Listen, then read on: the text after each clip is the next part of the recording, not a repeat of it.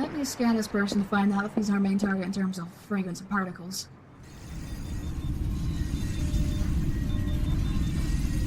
It appears that he has a trail of particles from his hands, and as for fragrance...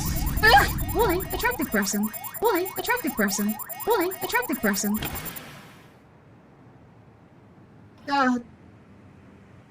Sir, I would like to ask you 2 questions. 1, you were making some kind of sand particles and fragrance that leads us to the building rooftop. And 2, please tell me why you look so attractive. I mean, just by looking at you makes me question whether water's wet. I can't believe he's teaching this robot jerk to be a stupid flirt like him. Why is your hair so lustrous and smooth? How come you have that cold gaze that means something romantically? Please explain this to me. Just how are you so attractive with those magenta locks and those eyes?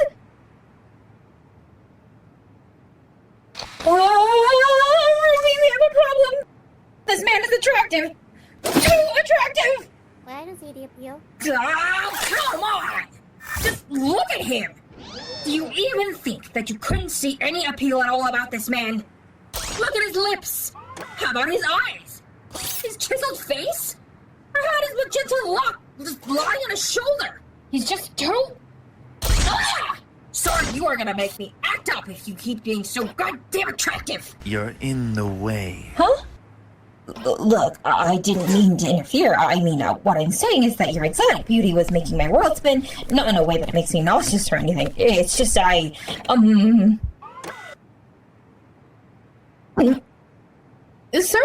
You're really, really close, sir. Could you do me a favor and back up just a smidge? Or maybe not. A little help here? Yeah, excuse me, ma'am, but this man has a point. You're sort of in a way. Plus, these guys are also here, and it's not just the 3 of us here. And this guy is probably on an important task. What? Oh. Pardon my manners. This is so embarrassing. This man made it. I didn't mean to become an awkward flirt to him. It's okay. Just try not to run your up again. Alright. I'll try not to do that as well. I'll take it from here. The floor is yours. I guess. If you want to flatter him. Oh, sir, I'm Ruby.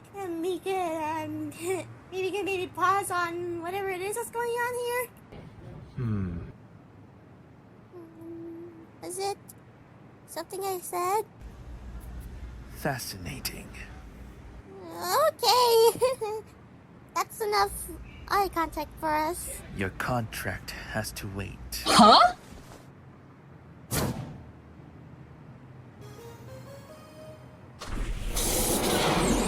I stood behind the chimney to see the interaction between the mysterious men and Ruby. I don't want to intrude on the conversation, nor the fact that the man seems to be too attractive. However, I have to make sure that Ruby is safe with the man. I doubt that she is safe around him by the way he looks. The way he looks is enough to give me the chills. His gorgeously chiseled chin, his alluring eyes, his kissable lips. Every part of him looks so enticing. But if I were to fawn for him, I might have to back away, unless if I wanted to become his blood bag. This is not the time to be fawning over a good-looking man. I have to concentrate on Ruby's endangered life nonetheless. Your eyes. They almost look rather mesmerizing to look at. Really? Thanks. They're mostly taken a little seriously at times. I see. Tell me about yourself. Well, there's a lot to know about me, especially since we just met. I'm having a strange feeling about what is going to happen to Ruby. Just by how they're starting to converse is enough to suspect the outcomes from that. I don't know how Ruby's plan would work out, but it's telling me that it's a red flag in terms of her being around that man. A few minutes has passed, and Ruby has finished her story and backed onto the man. I'm starting to worry about her now that she shared this information with him. You seem to be an interesting book to read. I might as well tell you who I am. Yet who I am is rather unnecessary. After all, I'm just an entity who is borrowing this contract holder's body. Well, this body of Daiki Kaito's is temporarily mine for the sake of his wish. An entity that grants his wishes? That doesn't sound half as bad. Daiki Kaito, if I'm hearing his name clearly. Too bad I can't fulfill his wish. Unless you can tell me yours, if you like. I can grant whatever it is your heart desires. The only desire I've ever wanted in my life was to be with somebody. You know, like a friend who like hangs out with you a lot or goes to fancy places. Or someone to love. I'm sorry, I probably said too much. So, it's desire to be with the lover that you wanted. A lover who wants to be with you. A lover who would entice you and make you feel like they're all yours? Yes. If that's your wish, then look me in the eyes. Just as I thought. Ruby was on the tip of the iceberg with this Daiki man granting her wish. I wanted to jump in and stop him from putting Ruby's life in danger. But whenever I see him, I question if it's a good idea to jump the gun or not. After all, Ruby is a young lady, and I feel that I have to act or her life would be wrapped under the webs of an attractive man like Daiki. Yes, Daiki. I accept the wish. Good.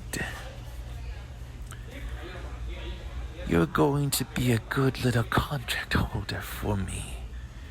And let me fulfill this lovely desire you've spoken of.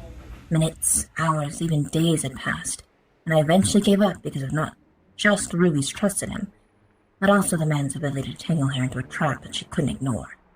When Team Ruby and the others found out about the events I told to them, they were astonished and shocked to see what had happened. Well, would you look at that? Never fails to surprise me. I know. I thought something like this would never happen, but here it is right in front of me. Me neither, Jaune. It seems rather too embarrassing to say this out loud. Well, it's rather astonishing to hear about this. Well, believe it, guys. The impossible has happened. Ruby has a boyfriend already, so there's no need for this man to make her cheat on Shoto. She has Todoroki already, but why didn't he come for her when we were in Tokyo? Besides, I was Ruby's bodyguard and chaperone during the trip, but, you know, this Daiki guy is an entity possessing Daiki Kaito's body, just from what I heard. Yeah, an intoxicating man who's responsible for the mark you left on her. Wait, this is serious. These guys have been going out for like 2 months already. I think they look beautiful together. So, who is he? We'll have to find out for ourselves when we get back to Tokyo at the end of this week.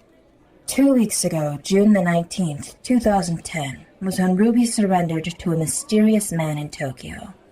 The man is yet to be heard of, but the question still remains lingering in our heads. The shadows of the sky intertwine in the traffic, but the man remains a secret as the stranger of the night.